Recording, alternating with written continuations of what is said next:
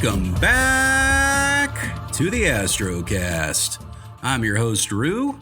Today is Tuesday, April 2nd, 2024. We are officially less than 1 week away from the Great American Solar Eclipse. I hope you guys are excited. I hope a whole lot of you are going to be able to witness it. Unfortunately, I will not be able to partake. I strongly considered it. I struggled quite a bit, but the area that I had thought about going to that is the closest drive is looking more and more likely like it's going to be clouded out. I'd probably have to take 2 days off of work to really make a go for it, unless I wanted to be completely exhausted and drive immediately back to Charlotte after, making the trip out there.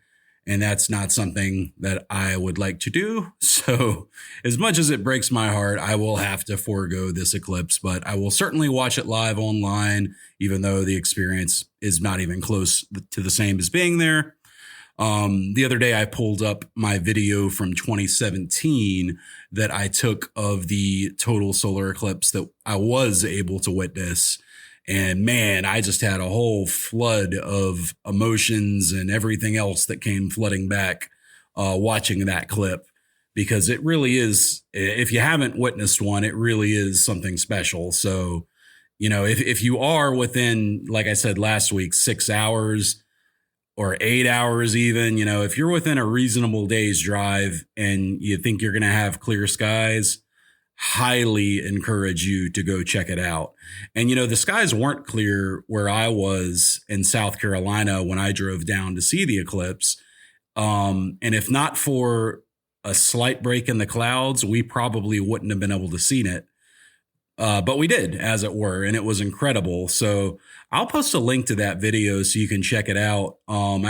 I believe I posted it as a reel on Facebook. So I'll share that with you guys in the show notes if you want to see my video. It's nothing special. It was, years before I got into astrophotography, but I was, having fun and obviously wanted to be able to remember the moment, like I'm sure many of you will.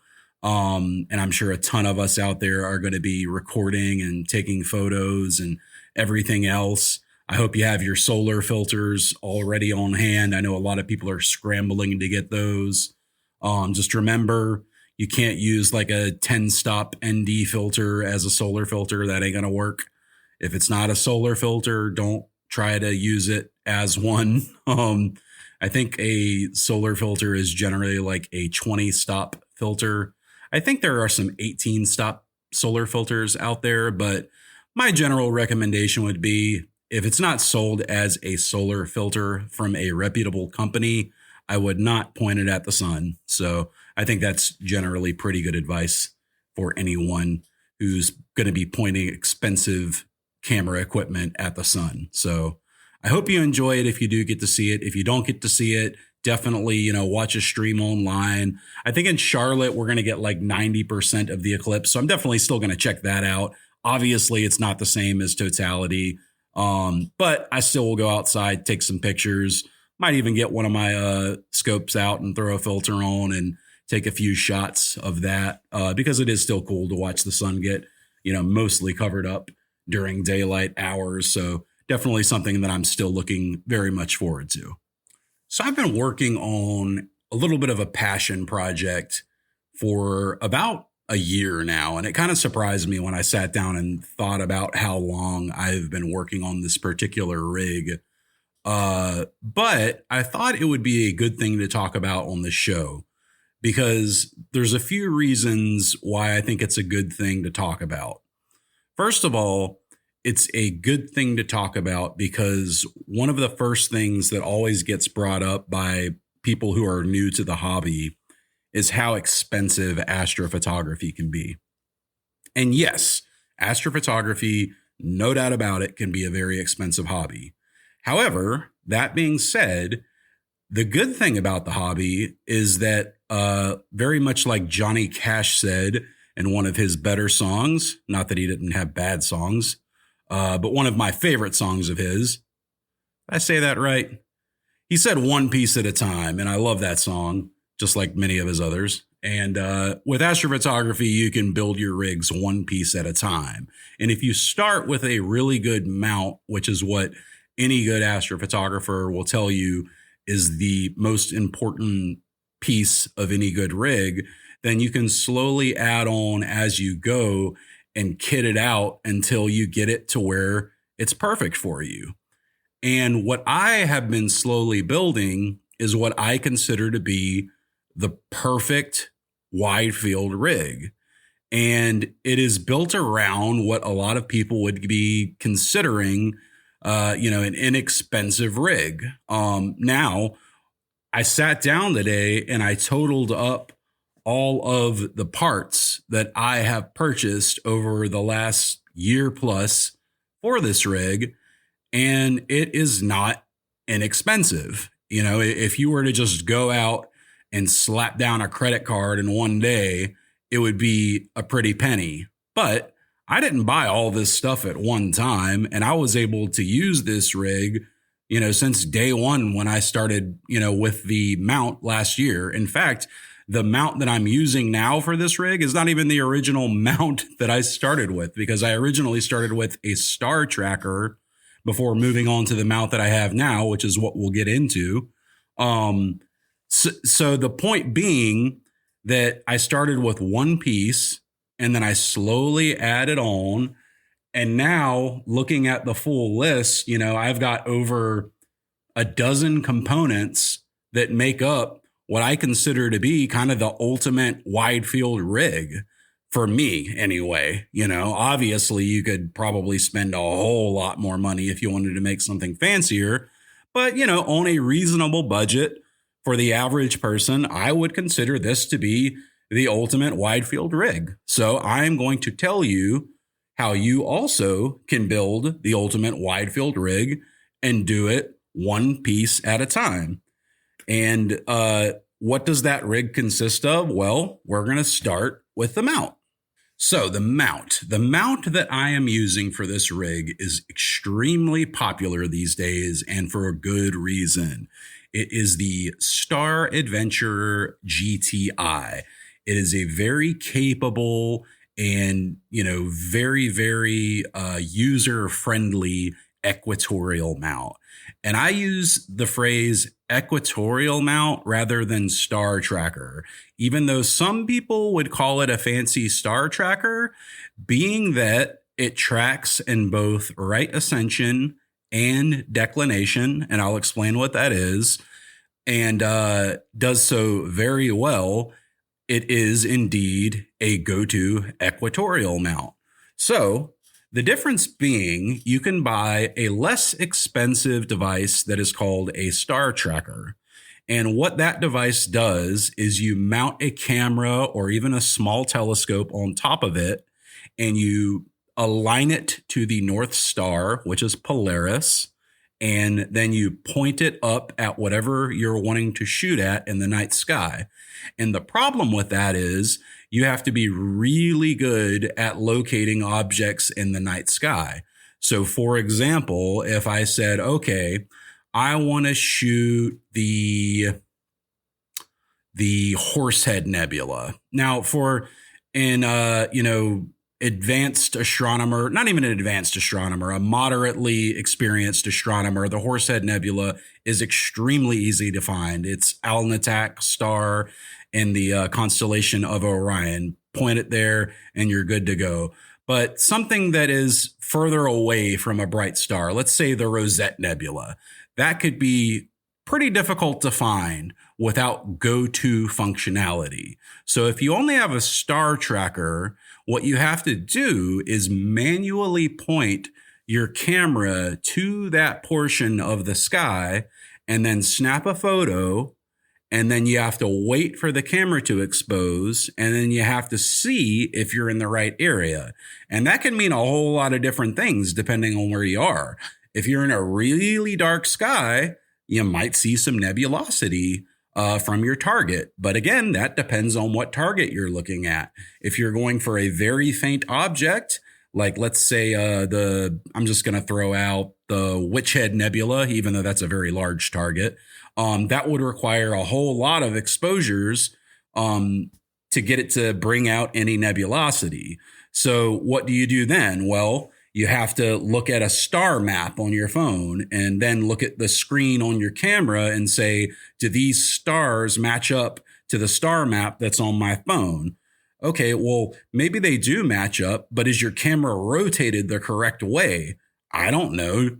Would you know if you're standing out in the middle of a field at 2 o'clock in the morning? So the difficulties start to pile up. And for a beginner who is very new to astronomy, that can be extremely difficult to overcome. And the advantage of going with something like the Star Adventure GTI over a more basic, albeit less expensive device like a Star Adventure 2i, which is only a star tracker, is that it has what is called go-to functionality. So with a device like that, if you are to combine it with a small computer like the device called ASI Air, then you don't need to worry about any of that stuff. You just set up your device and you polar align it using a built-in program from the ASI Air. And then you simply grab your phone and you type in the name of the object and it slews right to it. And then you start exposing. So the most important thing when you're out in the field is your exposure time. You want to be able to maximize that because we only have so much dark sky time. Clouds could come, the sun is going to rise, and the less time that we have to spend fooling around with gear, the more time we are acquiring that valuable data. So anytime that I see someone who is new to the hobby and they ask, hey, would this be a good first, mount to get? And they point to something like a Star Adventure 2i, or even like a Skyguider Pro from iOptron, which is a device that I own, which is actually the first thing that I started with on this rig that we're going to discuss. I always say, no, I don't recommend that.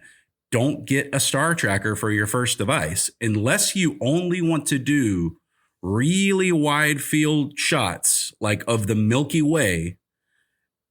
Like if you're wanting to get shots of individual nebula and individual galaxies, do not get a star tracker for your first mount because it will frustrate you when you're trying to locate these objects manually, and your results might not be as good because you can only track that object in one axis. So remember when I said that the star tracker only tracks in right ascension?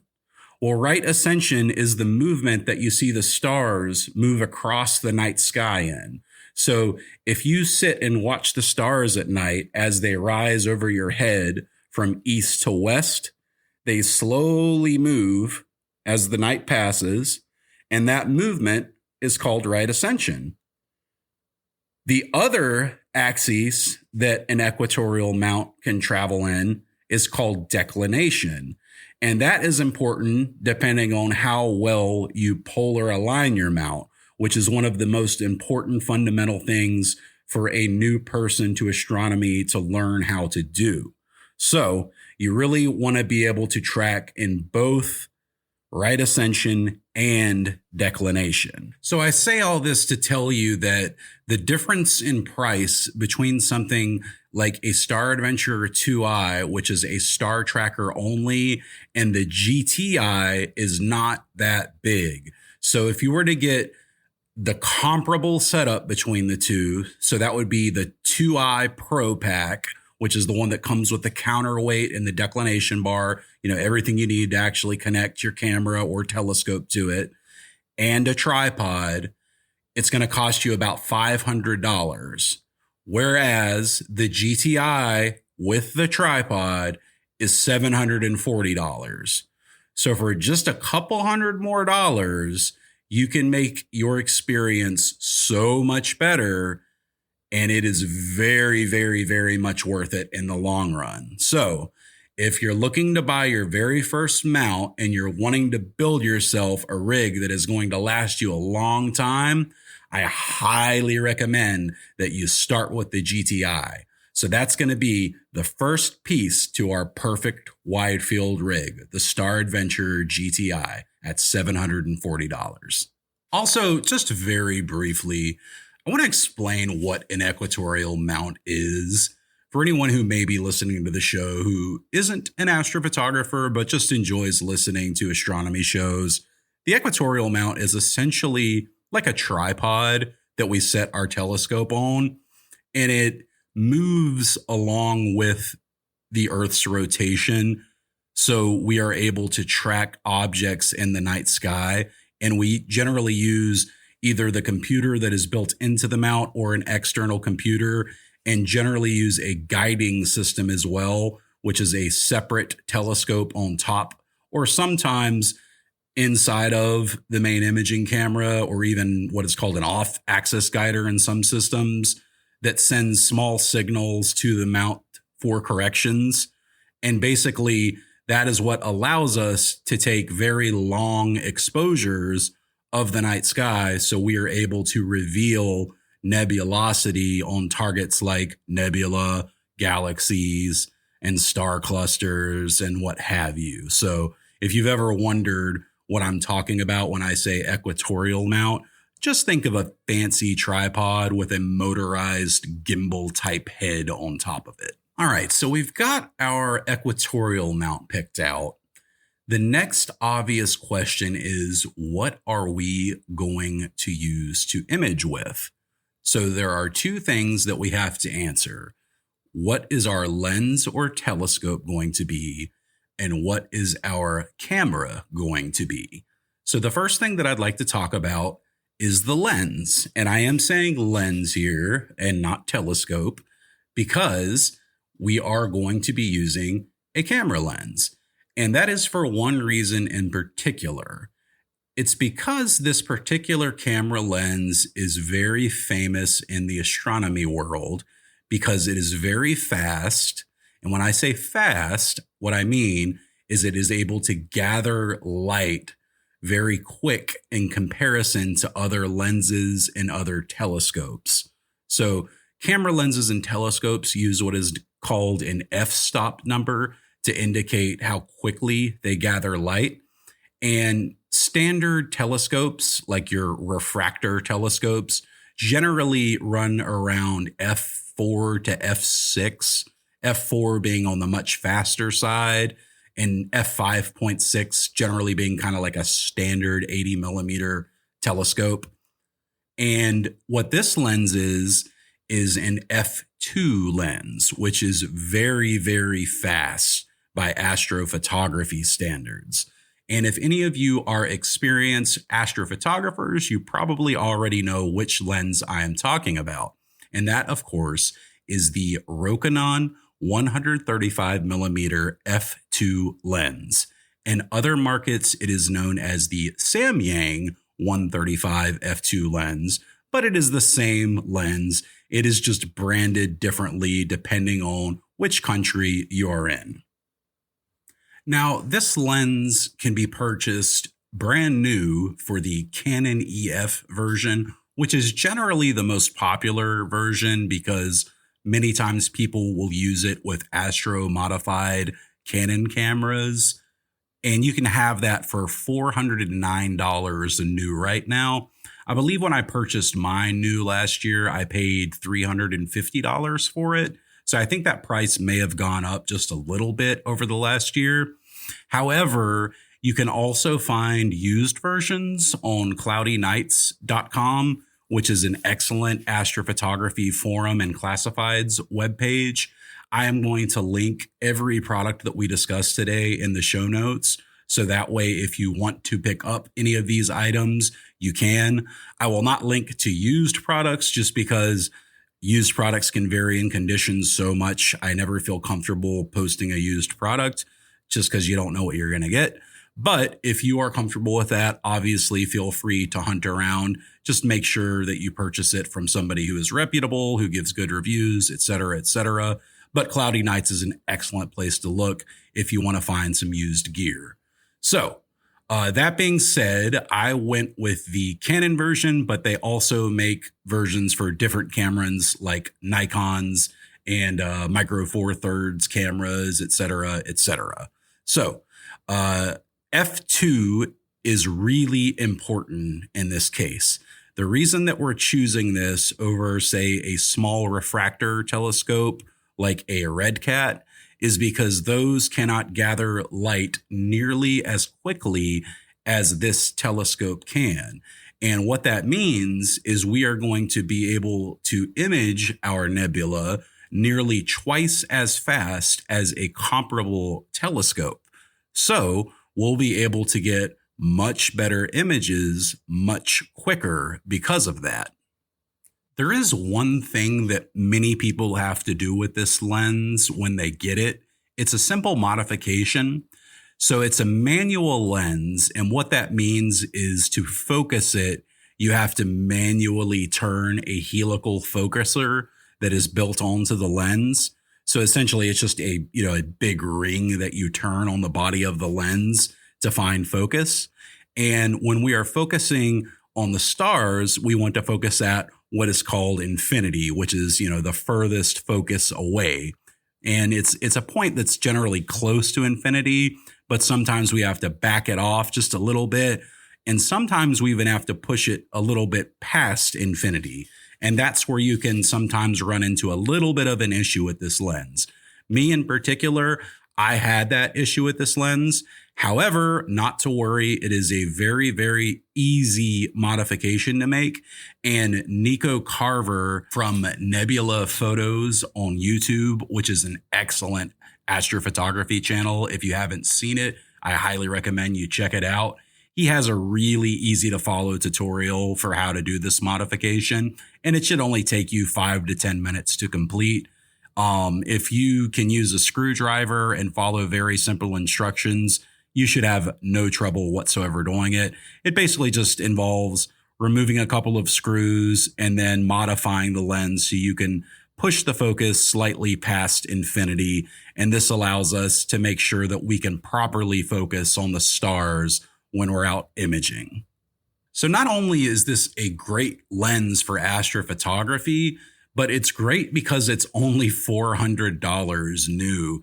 If you were to use something like a red cat, you're going to be paying, well over $800 for the smallest version that they make, which isn't even as big as far as the aperture is concerned as the lens that we're going to be using. And again, it cannot gather light as fast. Now, it does have some advantages, obviously, over the Rokinon, in that it is a quintuplet design and some other things. So feel free to swap out any pieces on this build if you feel like, one part doesn't work for you. But this is really purpose built around the Rokinon lens. So if you swap out the lens, you're going to find yourself swapping out quite a few other parts on this build. So it really is made to be, built around the Rokinon F2. And again, the big selling point of this lens is that F2, because it can gather light so quickly. And that is what is so wonderful about this lens. And just to briefly explain to you about f-stops, in case you do not know, cameras use what is called an f-stop number system, where the lower the number is, the more quickly the camera gathers light. So if you ever own a camera lens and you see an F number listed on it, the lower that number is, the better essentially that lens is at gathering light. So like your cheaper kit lenses, is as they're often called, that come bundled in with, like a Rebel DSLR kit lens, for example, are generally going to be like f5.6 to f8. And those are, great starter lenses for, daytime photography, walking around and taking shots of the family and the pets and those sorts of things. But they wouldn't really be great for astrophotography because we need something that can let a lot of light in, which is why the Rokinon is so great at what it does. So an f8 lens is not going to let in much light, and an f2 lens is going to let in a whole lot of light. So that's how f-stops work. All right, so we've got our mount and we've got our lens. Now we have to pick a camera. Now, I am going to give a couple caveats on this. If you already have an existing DSLR camera, or if you're looking to save money on this build, like I said earlier, and build it one piece at a time, this would be the place where you could save a good chunk of money and save up later and buy a dedicated astronomy camera further down the road. However, what I'm going to be recommending here is for the ultimate Widefield rig. So, it's not going to be the DSLR camera that's astro modified, but rather a dedicated astrophotography camera. But that being said, if you have a Canon DSLR and you want to use that for now while you save up to get a better camera, you can absolutely do that. That being said, the camera that I'm going to recommend for this particular build is the same camera that I own, and I think it is an excellent camera for this particular lens, and it works wonderfully. It is a one-shot color camera.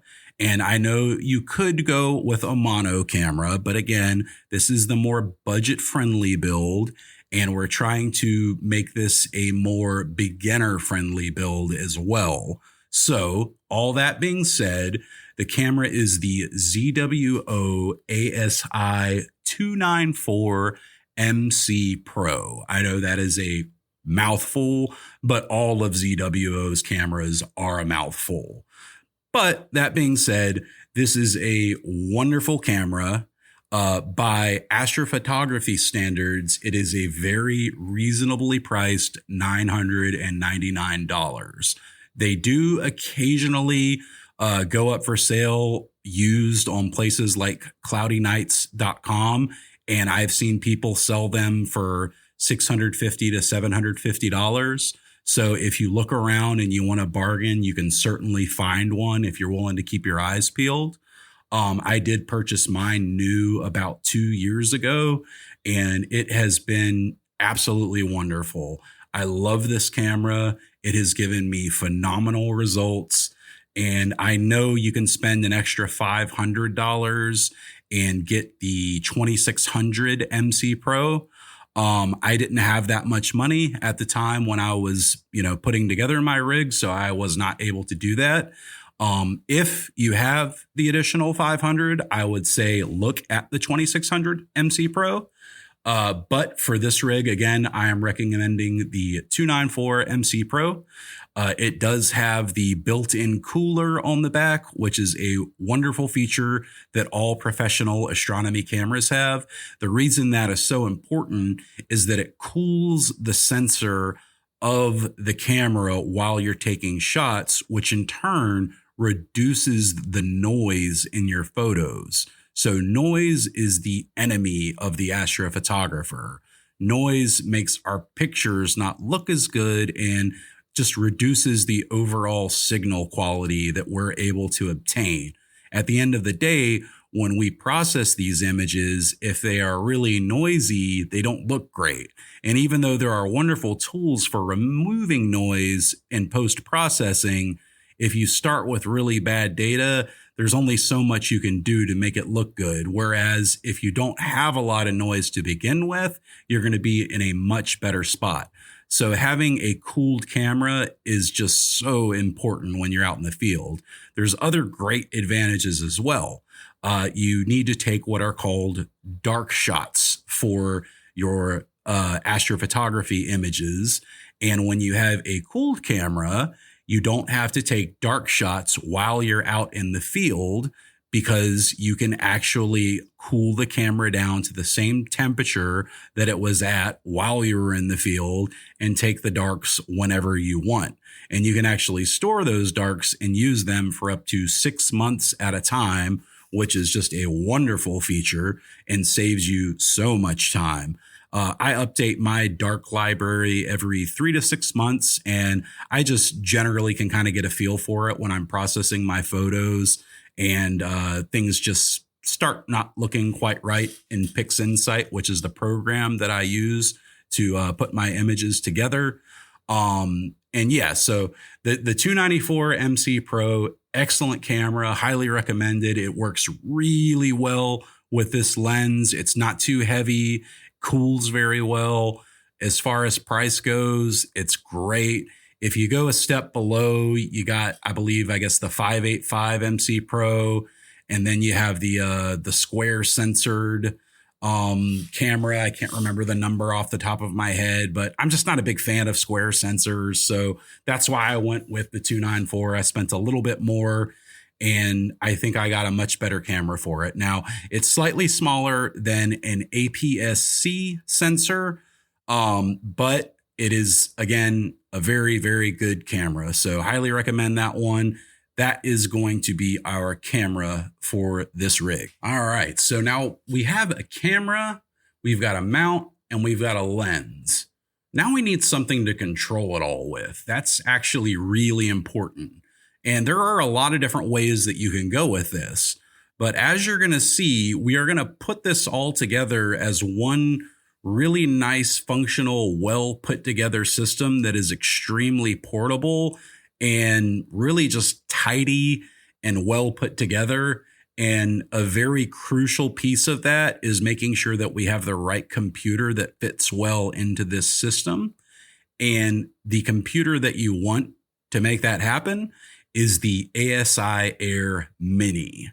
Now, you could go with the non-mini version, but I find that the Mini does absolutely everything that the non-Mini does as far as what I need done on this rig, and it saves me $100 and actually is a little bit lighter. So it's $199, and it is an excellent controller for this rig. So basically it ends up mounting on top of the lens, and we'll get into how that happens in just a little bit here.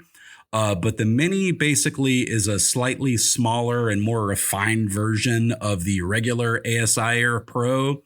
I believe it doesn't have the 3.0 ports, so it's only 2.0, but we're not doing planetary imaging, so we don't need those faster USB 3.0 ports. So that's not that big of a deal to us. So the 2.0 speed is perfectly fine for what we're doing here.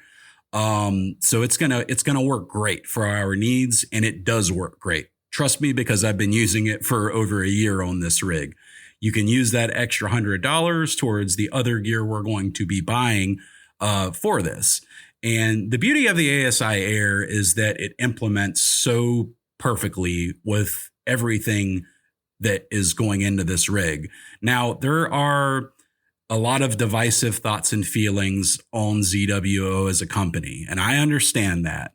There are people out there who feel like they have taken other people's code and used it as their own, such as PhD2, for example, which is excellent auto guiding software and not given credit where credit is due.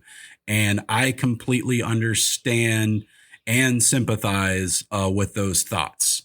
That being said, I do still use the ASI Air because it's just so darn convenient. And I love it. I just do. So until I find something that is just as convenient, I will continue using it for now.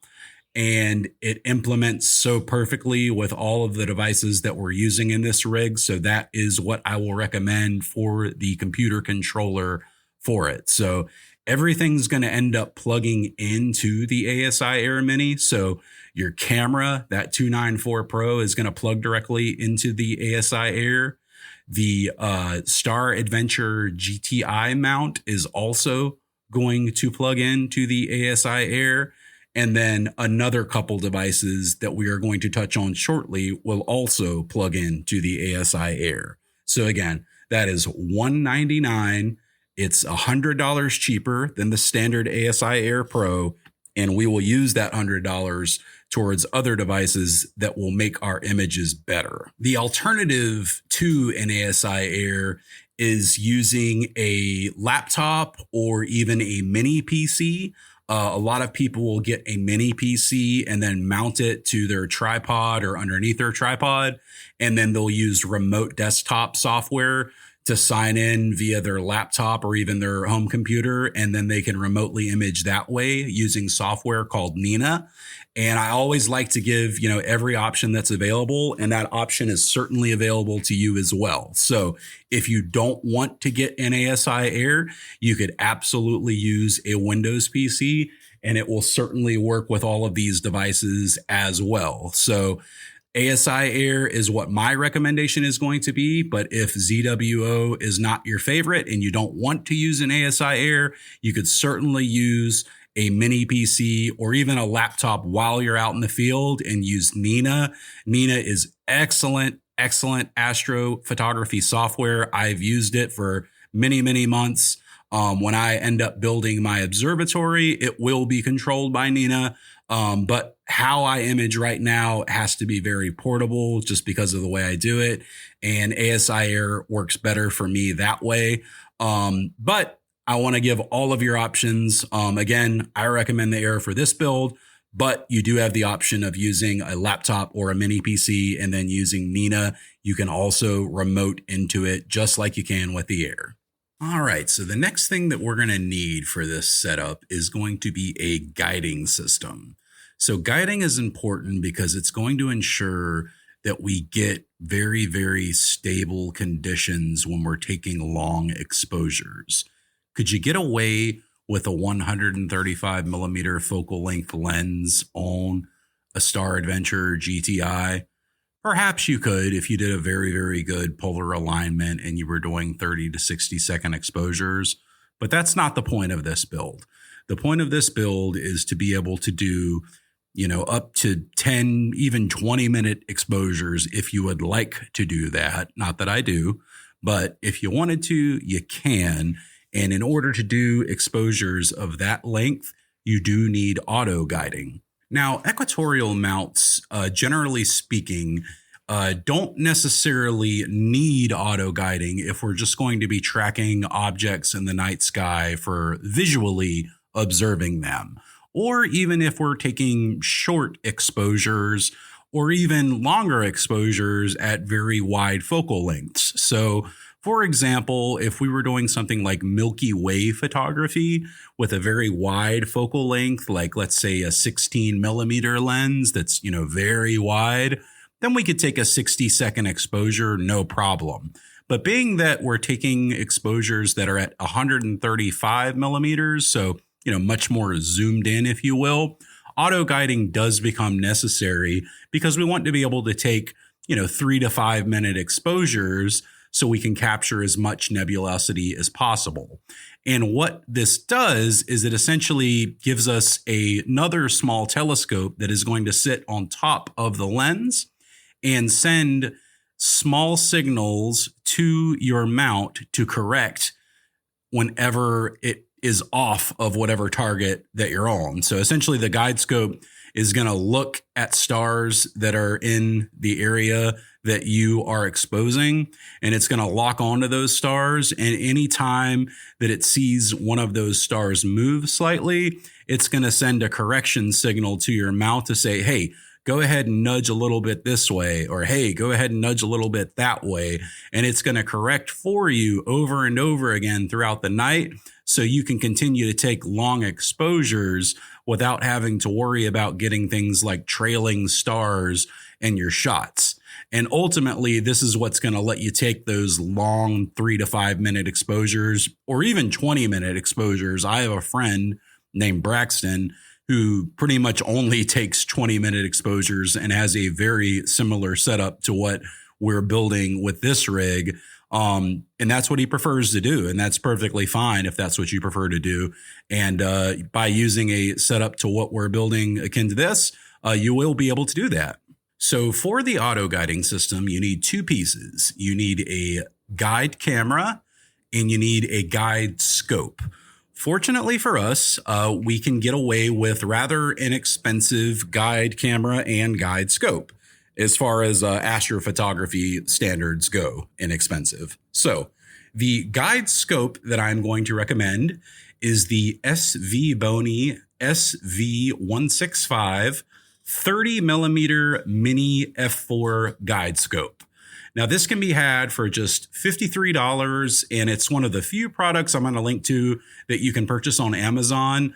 You can get it from a few other retailers as well, but this isn't something that's really easy to mess up or that I'm worried you're going to need customer service for. So I don't really mind people purchasing this particular product on Amazon.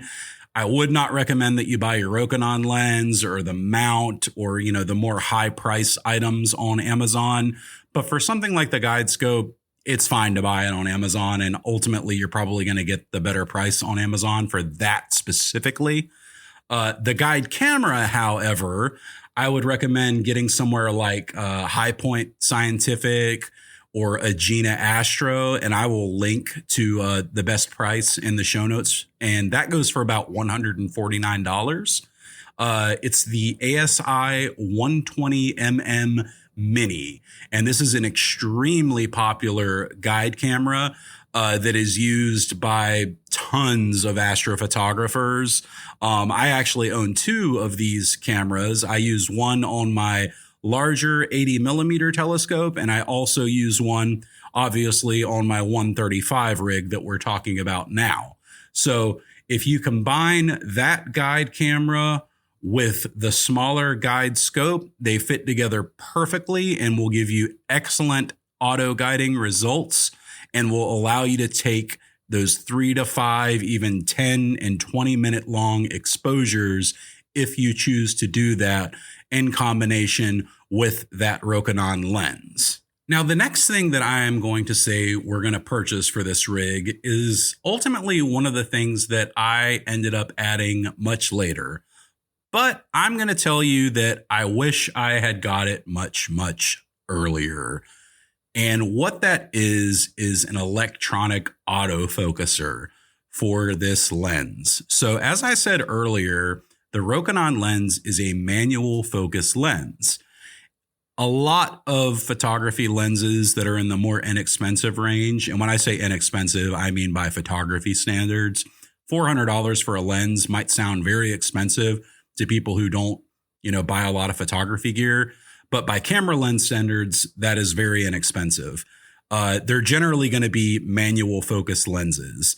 And in order to focus a lens in astrophotography, you have a couple of options. You can use a device called a Batinov mask, which is essentially, it's like a lens cap that goes over the lens and has cutouts in it that look like kind of like lines going through the lens that are cut out. And essentially what happens is the light goes through those cutout lines and refracts and causes an X pattern to appear over the stars. And then once you get a perfect X with a line going through it over your star, you're in focus. And that's what I did for the first year of owning this lens. But I wasn't getting great results with my focus. And another thing to remember is since it is an f2 lens, if there are any changes throughout the night when you're imaging, think temperature, you are going to need to refocus that lens. And ultimately, what an autofocuser can do for you is reduce a lot of the frustration and time that is wasted playing around with a device like a Batinov mask. Now, the difference here is that the electronic autofocuser is $200, whereas a Batinov mask can be fashioned at home for free out of cardboard, or you can purchase a 3D printed one for about $10 online. So this is another one of the things that I'm going to say you don't have to have immediately, but if you have the money, it is an excellent purchase to make up front. But if you don't, you can purchase this later down the road. Remember, like Johnny Cash, we can do this one piece at a time. So what's cool about this electronic autofocuser is it integrates with the ASI Air, and it actually can focus the lens very quickly. In just a matter of a couple of minutes, it can go through its routine and focus. And there is actually an add-on device that you can purchase with it for about $10 that is a temperature sensor. And you can actually program within the ASI Air to say, whenever the temperature changes X degrees, and we'll say 5 degrees for our purposes, I want you to go ahead and refocus the lens. And this is very important because in winter, when you're out imaging something like the Orion Nebula, it's going to be changing very rapidly throughout the night. And by having an autofocuser instead of a Bahtinov mask, your ASI Air can automatically refocus for you.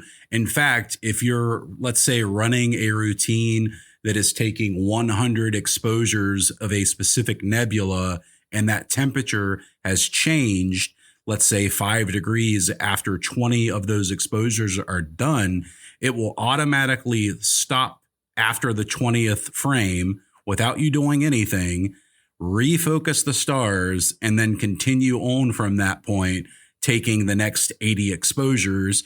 And then if need be, refocus again when the temperature gets to its, next 5 degree increment. So an excellent device to have.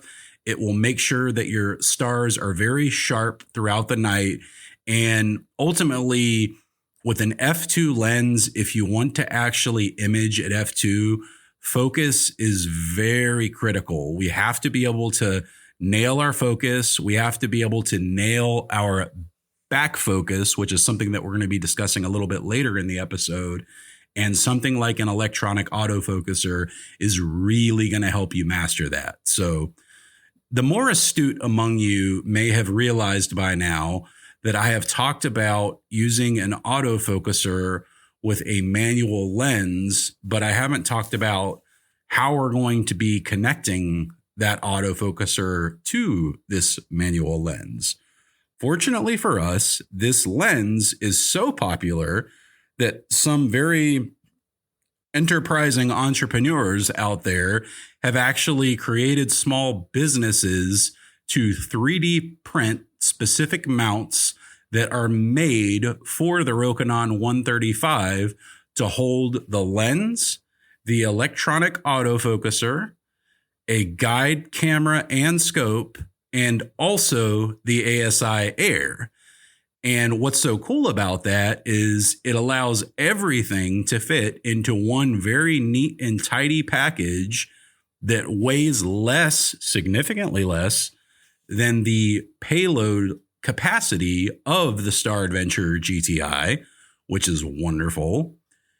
And it goes so well together. I snapped a shot of everything put together and sent it to my buddy the other day. And he was like, man, that is a nice looking rig. I love the red and black color scheme. And it all goes together so well. And, I tend to agree. It does look very nice when you get it together. And, being a nerd like I am, I have a soft spot for good looking tech. So the next piece that is an absolute must have for this rig is going to be that 3D printed mount. Now, there are a couple of different companies out there that make these. And if you have your own 3D printer, you can find the files online to print your own, mounting rings and the focuser holder and all of these types of things yourself at home. I do not yet own a 3D printer, although it is on my short list of items to buy because I'm seeing how incredibly convenient it is to own one of them when you're an astrophotographer, because there are just so many parts that you can 3D print at home. I really, really want to get a 3D printer. So that's probably going to be happening in the coming year for me. But in the meantime, for those of us who do not own a 3D printer, what I would recommend is the Astrodynium ring system with the electronic autofocuser attachment. And you can purchase this directly from Agena Astro. They sell it for $80. And like I say, it comes with the autofocuser attachment, which is a belt-driven system. It's very easy to install. I figured it out myself in about 5 minutes. You basically just put the lens inside the rings, and that screws onto the dovetail plate, which is what sits on top of the mount. And then the autofocuser goes up against those rings, and then you put a belt around the lens, and that belt turns, which is what causes your focus to turn. And I'm putting that very simply so you can understand it, but essentially that focus motor turns, and that's what causes your focus wheel on your lens to turns back and forth, and that allows you to gain focus. Now, what else I mentioned is that it also, on top, you can mount the guide scope. And then on the opposite side of where you mount the autofocuser, for an additional $10, they sell an attachment plate for the ASI Air. And then for another $10, they sell a cable organizer for the ASI Air. I bought both of those. And for $20, I got to tell you, well worth it, because to have everything neatly mounted on top of the rig, and as a bonus, it balances it quite nicely, which is important. We'll talk about balancing a little bit later, but balancing essentially just means making sure everything is evenly distributed as far as the weight is concerned on top of the rig. And that helps, because the autofocuser is very heavy. And if you don't have anything on the other side of the lens to counteract that weight, it can make your balance in declination and in right ascension a little bit tricky to deal with. So the cable organizer is great because you do have quite a few cables that end up coming off of this rig. And having that cable organizer there makes it much easier to tidy everything up and just keep everything neatly organized, which is wonderful. So I'll make sure that I link to all of those products individually in the show notes so you can grab them if you need them. And so that puts us at, we've got our mount, we've got our lens, we've got our camera, we've got our computer, we've got our guide scope and our guide camera. We've got an autofocuser along with the temperature system. We've got the ring system with the autofocuser attachment, and we've also got the mounting plate along with the cable organizer.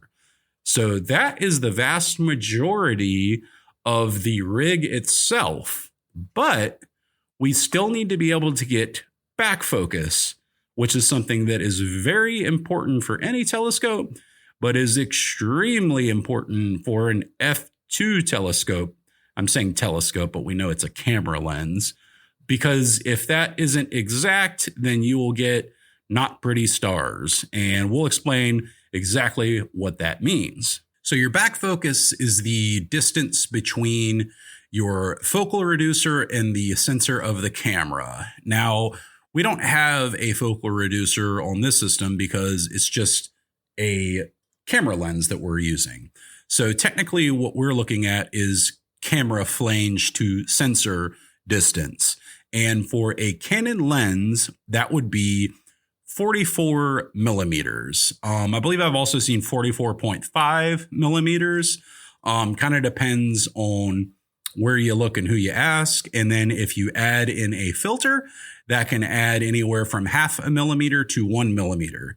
And ultimately what that means is from the back of the camera lens to where your actual camera sensor, which is where the actual, photons of light come into the camera, there needs to be a space that is 44.5 millimeters wide. If you have a filter, maybe 45 millimeters wide. And there are lots of different kinds of spacers out there that are sold to help you reach this distance. Now, we don't want to just use spacers, though, because we want to efficiently use this limited amount of space to get the most bang for our buck out of that 44.5 millimeters, so we can make sure that we're using it wisely, because there are other accessories that we can use in that space. So one of the problems with having this ring system with the autofocuser is we can no longer, loosen up the bolts and easily turn the lens if we want to rotate the lens to frame up a target easily. So this is something that I thought about early on, because before I installed the autofocuser, whenever I would move to a target nebula and it wasn't framed up properly, so let's say I was looking at a specific nebula, but my camera didn't frame it up just right, and let's say it was, horizontal and my camera needed to be vertical, what I would do is I would loosen up the bolts that are holding the rings around the lens up a little bit. And then I would literally rotate the lens and the camera and everything, 45 degrees or whatever it was, until it was framed up properly, and then tighten it down again and then start taking the photos. But after installing the autofocuser, since it has a belt drive on it and that autofocuser is actually attached to those rings, so what I have to do now is find a rotator that I can install behind the camera lens. So that brings us to our next purchase. So there are a lot of different, well, I'm not going to say a lot of, but there are several different camera rotators that are available on the marketplace. And the ones that you generally find are extremely expensive. And when I say extremely, I mean extremely, in the thousands of dollars range, electronic devices that electronically rotate your camera for you to get it to the desired angle. Now, ZWO, the manufacturer of several of the devices that we've already discussed today, are kind of famously on record as having announced that they will be releasing a camera rotator, but we have heard absolutely nothing about it for, gosh, I think it's been nearly a year since it was announced. I think it was NEAF last year, the North American Astronomic Show, and we have not heard anything about it. So that would be the natural choice, because it would work with everything and would likely be a reasonably priced product if history is an example, because they generally have reasonably priced products. But I don't have the option to buy that because it's not out yet. So what I found is a device that is called the Blue Fireball 360-degree camera angle adjuster and rotator. And what's great about this is it also has a built-in angle adjuster. So if you do have a situation with tilt, you can actually adjust for it. But we are not going to have to worry about tilt at all. And I'll explain why in a minute here. But this is a absolutely wonderful device. And the reason I went with this one in particular is because it is M48 on both sides. And why that's important, I'll tell you here in a few moments. But basically, it will allow me to physically rotate my imaging train behind the camera lens to whatever angle I want without having to touch anything by the lens. So the autofocuser stays put. I don't have to touch the lens, and I'm as happy as can be. And another great thing about this is its thickness. It is exactly 17.5 millimeters thick, and you'll know why that is very important in a moment as well. Now, I may have jumped the gun on one piece that I skipped in the imaging train that is quite important. So before we get to the camera rotator, we need to talk about the connection. So there's a reason why the angle adjuster isn't too important when otherwise in an f2 lens, it very much would be. So one of the problems that I ran into early on with this lens was a problem known as tilt. So in astrophotography, when you are using a camera lens that is very fast, a common problem that happens is because it is connected with a camera mount. So this is the kind of connection that is used between a DSLR or mirrorless camera and a actual camera lens, the kind that just, pops and slides and rotates in. It's not a very solid connection. It's not the kind that screws in like a telescope generally uses. And the problem with that is if you're imaging at f2 and you have any sort of tilt at all, it's going to make your image field look really ugly. And that's what I was seeing with my stars. And I tried a lot of different things to correct for this. I went out and bought a tilt adapter, which is a device that you can use to, literally tilt the angle of the camera up, down, and side to side to try to compensate for this. And I messed with that quite a bit and did not have the success that I wanted.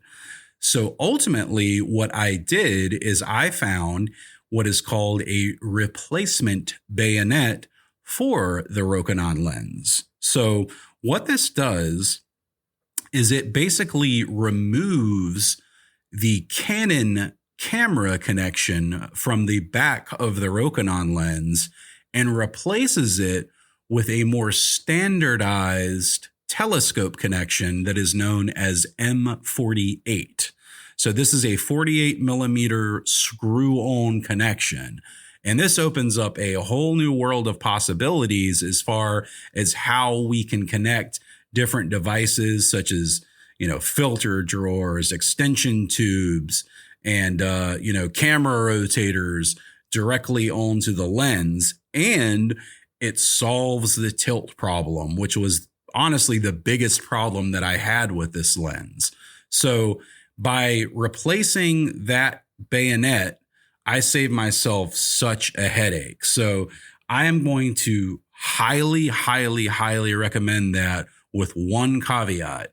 And that is that if you replace the bayonet on this lens, you cannot use it with your Canon camera anymore. So you can switch back and forth between the Canon bayonet and the telescope bayonet, but it's not something that you should frequently be swapping in and out of.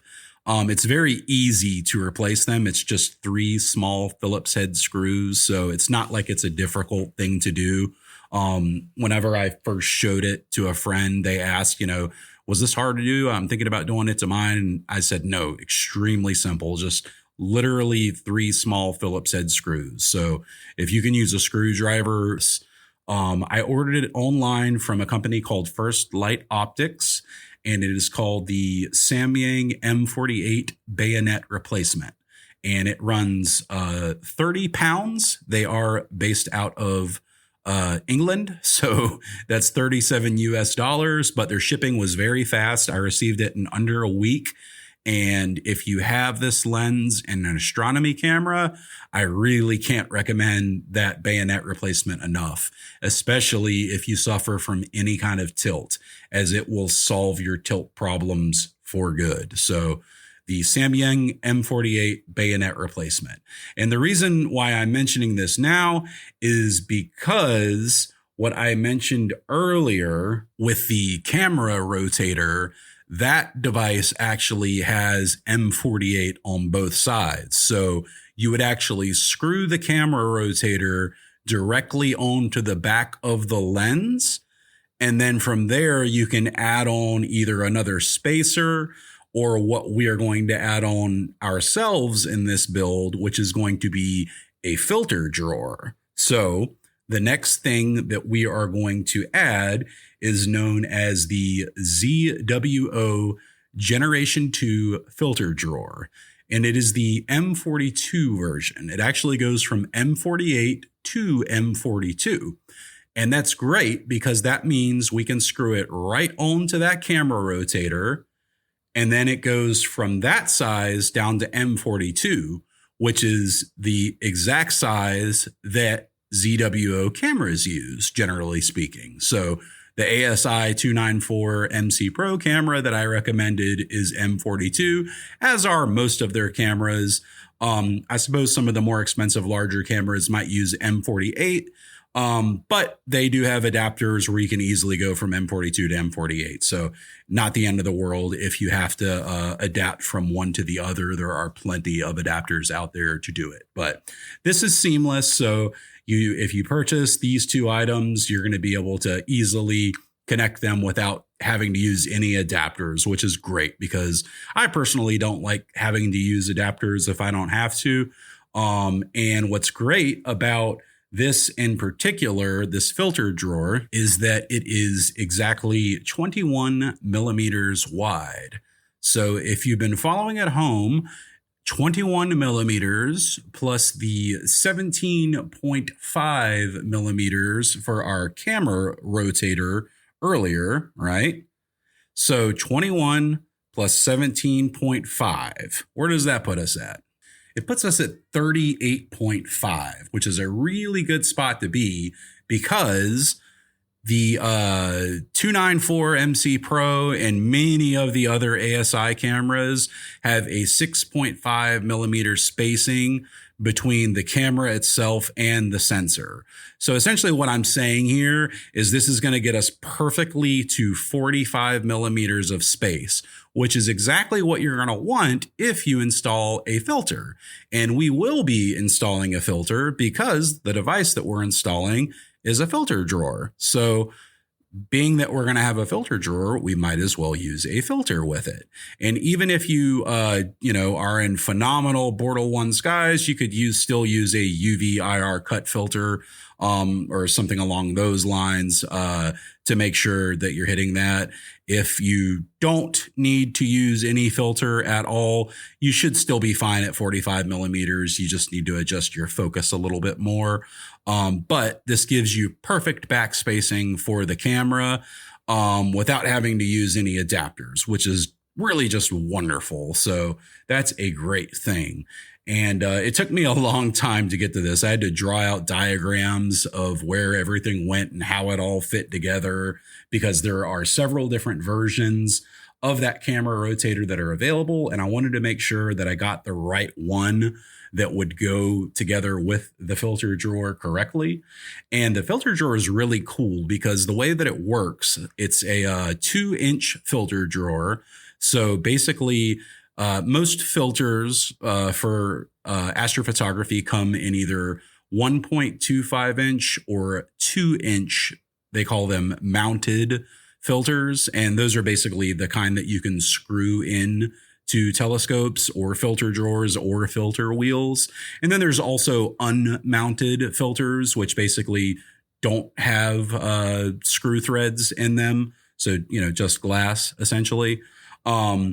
But this takes 2-inch filters, which is wonderful because it lowers the chances of you having to deal with vignetting. Because if you have a smaller 1.25 inch filter, sometimes you get vignetting if it's not right up against the sensor. But being that our filter drawer is right in front of the camera and it's using a 2-inch sensor, you will not have to worry about vignetting at all. And this is also the Gen 2 version, and I have not used it yet, but as I understand from what I've read, the magnets are a lot stronger than the first Gen 1, so you're a lot less likely to have the drawer fall out when the telescope is slewing around into strange angles. That being said, I'll probably still put a piece of tape or Velcro over mine to, make sure it blocks any light leakage or possibility of my filter spilling out, because, filters are something that are still on the list that we're going to cover. Speaking of filters, you can spend quite a bit on filters depending on what you want to get. For the last year on this rig, I was using a pretty inexpensive filter, all things considered. But what I'm going to recommend for the ultimate build is going to be a much more expensive filter, which is what I have acquired. But again, this is something that I picked up after a year of putting this rig together. So in particular, it is a special filter that is built in particular for working with f2 to f3.3 lenses. So it is designed to work with much faster lenses that are capable of collecting light much faster than standard telescopes, the f5.6 like we talked about earlier. Unfortunately for us, that means they are oftentimes more expensive, but the upside is that you're able to gather data much quicker. And in particular, the filter that I'm going to recommend is the Optolong L Extreme F2 filter. This can be had new for $309. It is a dual narrowband, so it picks up hydrogen alpha and O3, which is dually ionized oxygen at the 7 nanometer wavelength. And what that means in layman's terms is it picks up the pretty reds and blues of nebula that we're able to collect on the emission nebula.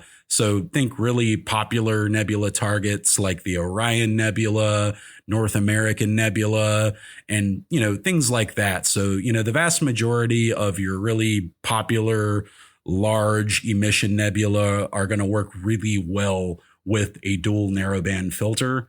There are lots of different dual narrowband filters available on the market. We discussed several of them in last week's episode. So if you're curious about other types of filters, feel free to go back and listen to that. You could certainly go with a cheaper filter here. You might run into some issues if you're imaging wide open at f2. And that could, sometimes require you to stop down the lens a little bit, but you could certainly get by with a less expensive filter until you're ready to move up to a more expensive filter. There are even better filters available. Well, I'm not going to say necessarily better, but there are more expensive filters available that work specifically with f2 lenses. Antlia makes an excellent one that I strongly considered, but it was sold out everywhere at the time when I went to purchase. I was actually going to purchase that one because I have a friend from the observatory in the Charlotte Astronomy Club that has that particular filter that gets great results from it. And I wanted to get that one, but unfortunately I couldn't find it anywhere. So you can find this filter on eBay for about $100 off pretty regularly, but I don't know if I trust those sellers. I don't know why, but I see a lot of astronomy gear for sale on eBay for about a third off, and it all says it's new. So I don't know how they're selling gear that's $300 for $200 brand new. That just doesn't really compute, particularly for things that don't seem to go on sale for that price on any kind of regular basis. So, make of that what you will. If you want to give it a try, you can certainly try. I believe eBay has, some buyer protections in place, but I'm not going to recommend that you do that. Always recommend going to a reputable seller like High Point Scientific or Agena Astro. Those are my two favorites. I don't recommend going to Amazon for the more expensive astronomy items. I've said that before on the show, and I'll say it again. For, certain things, perfectly fine. If you're looking for a tube extender or a dew heater, that's perfectly fine to get off of Amazon. But if you're going to be buying a $300 filter, get it from a reputable seller that deals exclusively in astronomy gear. So the L Extreme F2 filter for $309, that's going to be what we're going to screw into our 2-inch filter drawer that is going to mount right in front of the ASI 294 MC Pro camera that we are using with this build. And that's going to give us the perfect focus amount space from the back of the new M48 bayonet that we have installed on this rig. And it's just going to all line up perfectly.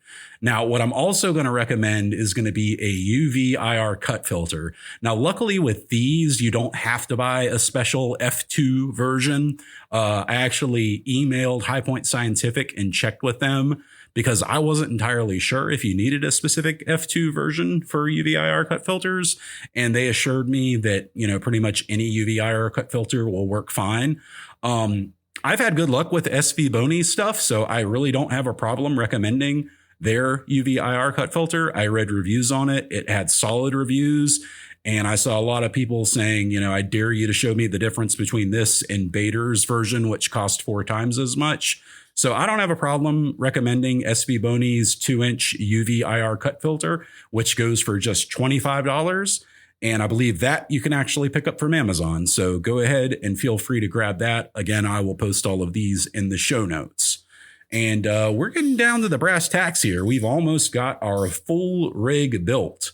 We only need a couple more things to fully build this rig, and we'll be done. So the last few items that we need a dovetail. So the dovetail is what the rings that hold the lens sits on top of.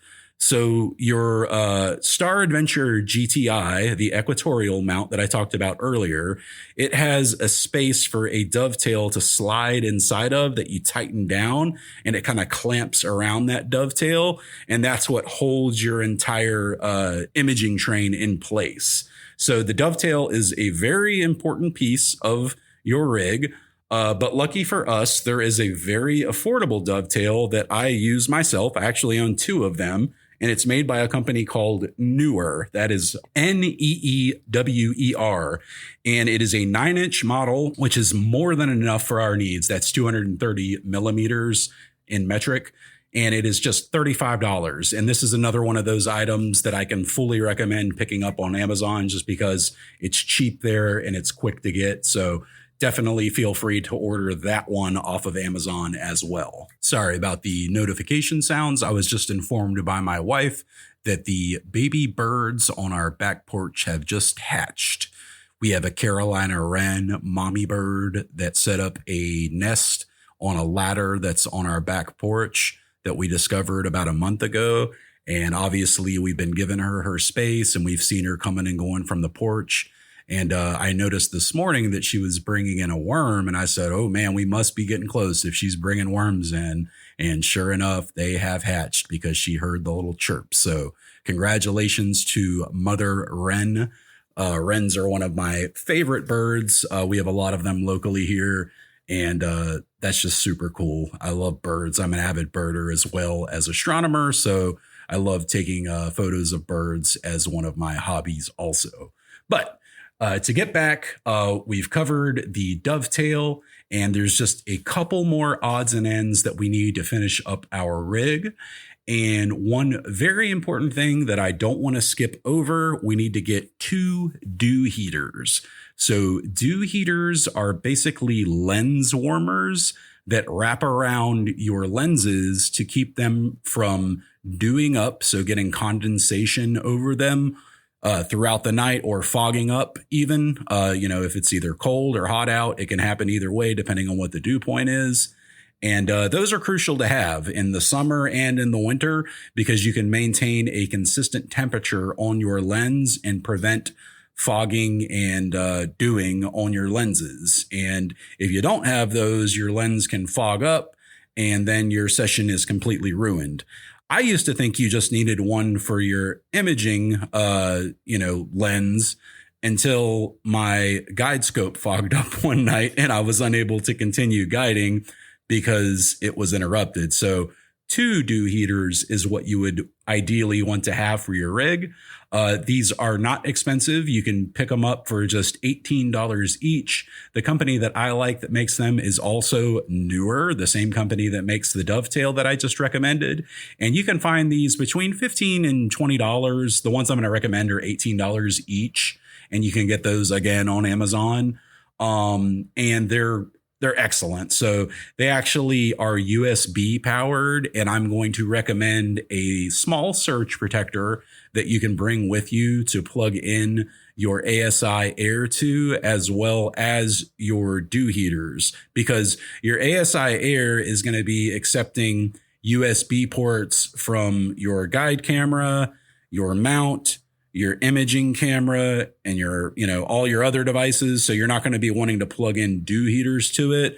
You're going to want to plug your dew heaters into an external power source. And that's what that surge protector is going to be for. So go ahead and pick up 2 of those as well. That's very important to have. That surge protector is also very inexpensive. You could really go with any one of them. As long as it's got, a few outlets and ideally a few USB ports, you should be good to go. I found one on Amazon that I like to use for $15. It comes with 2 regular USB ports and 2 Type-C ports, and then 8 AC outlets, and it's very compact. It'll actually Velcro to one of your tripod legs very easily. And that way you can just plug everything into it and not have to worry about it. I like the bonus of having a Type-C port so I can charge my phone if I need to while I'm out and about. It's a really nice to have type thing. So definitely pick one of those up. I'll drop the link for it. And then finally, one more nice to have. It's a very big nice to have, and I often see it discussed and, lots of different forums.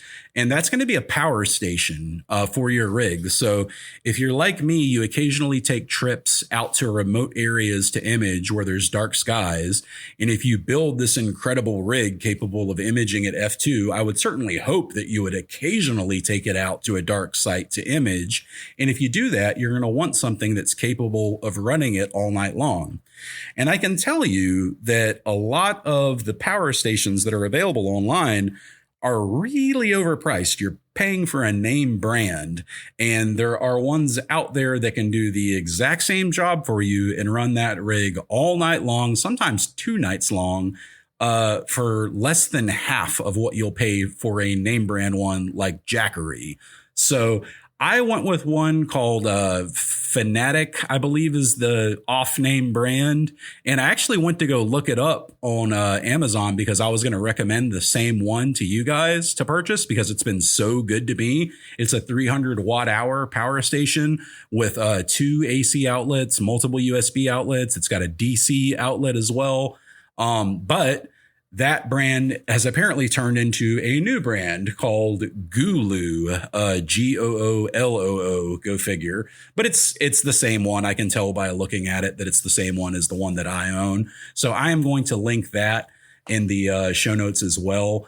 That's just $159 for that power station. And I got to tell you guys, it is an excellent battery.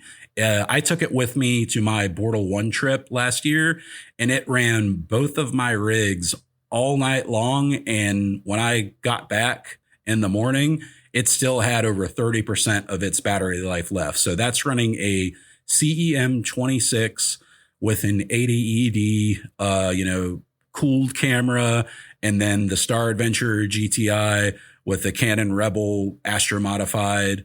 2 guide cameras, 2 heaters of the works. So 2 full rigs all night long and still had 30% left. So highly recommend that. Again, it's a nice to have. It's not something that you have to get started. But when you have the money, definitely think about investing in a power station. There's other little odds and ends. You will collect bits and pieces as you go about this hobby. You can't go wrong with having some gaffer's tape and some black tape. It comes in really handy to have so you can cover up the little blue lights and the little red lights that inevitably appear on your gear. Having a red headlamp is absolutely crucial. I believe I've covered that in several episodes, but anytime you go somewhere, you're going to want to have a red headlamp so you're not bothering other people when you need to see what you're doing. And then Allen wrenches. Most of the devices that you purchase, any kind of cameras or spacers or focusers will generally come with Allen keys, that fit whatever you're working on, and you'll start stockpiling them. I actually have a bag that I put all of my Allen keys in. And now whenever I need one, I just look through that bag until I find the right size. And I've got dozens of them at this point. So I'll never run out of Allen keys. I've got plenty of them, but just little things like that are good to come up with. So that's pretty much the majority of it. If you were to put all of this together, and we'll do a recap in a moment, that's going to give you the ultimate rig. So I guess now we just need to do a recap of every piece of gear from top to bottom. And then we need to do a price total, which is a little bit scary because I actually haven't added up what the total cost of all of this is yet. And I'm a little bit curious to see what it is because, again, I have been building this over the last year. So it's not like I went out and bought it overnight. I bought one thing at a time, every couple of weeks, every month. And I added a little bit here and there. And I'm finally at the end zone for the most part. Still waiting on the filter to arrive. That should be coming in the mail by the end of the week. And the camera rotator, that's still coming. So I will have that shortly and it'll be ready for my trip in June. And I hope that this episode inspires one of you guys out there to build your own Rokinon 135 Widefield rig, because I'm telling you, it is an awesome wide field imaging rig, and you're going to be able to get targets like Rho and the North American and the Satyr region and Orion and the Horsehead, and they're just going to look incredible. So that's why I did this episode. I know it's a long one, but I hope you guys have enjoyed it. And with no further ado, let's go ahead and do a recap. All right, so starting at the top, we have the Star Adventure GTI with tripod, $740. The lens is the Rokinon 135 f2 at $409.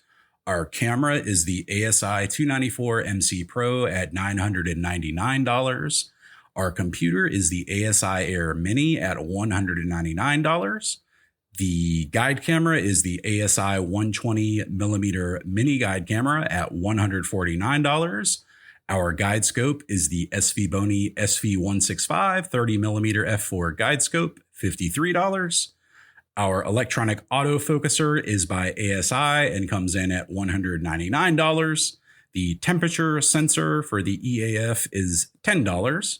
The ring system with the EAF attachment comes in at $80. The mounting plate for that is $10. The cable organizer is $10. The camera rotator is $58. The bayonet replacement to give us that M48 connection is $37. The 2-inch filter drawer from ZWO is $79. The Optolong L Extreme F2 filter is $309. The SV Bony 2-inch UV IR cut filter is $25. The newer 230 millimeter dovetail comes in at $35. We have 2 USB dew heaters from Newer at $18 each. And then we have the Gulu 300 watt hour power station for $159. We've got a 8 outlet 4 USB surge protector for $15, coming to a grand total of $3,611. So definitely not cheap. But again, it's going to give excellent results. And a lot of this stuff you might not necessarily have to have. You could certainly argue that something like a power station you might already own. You may already own an astronomy camera. That's $1,000 right there. You might say to yourself, I don't necessarily need a $300 filter. I could certainly understand that. But if you were starting from scratch and you wanted to build the ultimate Widefield rig, that is what you'd be looking at from top to bottom. So I hope you've enjoyed this week's episode. I hope it's been enlightening, and I hope it's inspired you to get out under the stars and do a little bit more imaging. I know that I've been inspired, and as soon as those last couple of parts come in, I am definitely going to post some photos of the new rig. I am dedicating this episode to my cat, Ting-Ting. I told you guys 2 weeks ago that our cat Biscuit had passed away. Sadly, our cat Ting-Ting went quickly downhill the week after Biscuit passed away. And just yesterday, I unfortunately had to put him down. He was my best friend for nearly 20 years. So it was not an easy decision to make, but it was the right decision to make. So I solemnly leave you with these words. Spend time with your family, your friends, and your loved ones, and don't take any of that time for granted, because you never know how much time you have left with the ones that you care about most. Make sure to maximize that time with them, because one day we're all going to be going to that great gig in the sky. And until then, clear skies.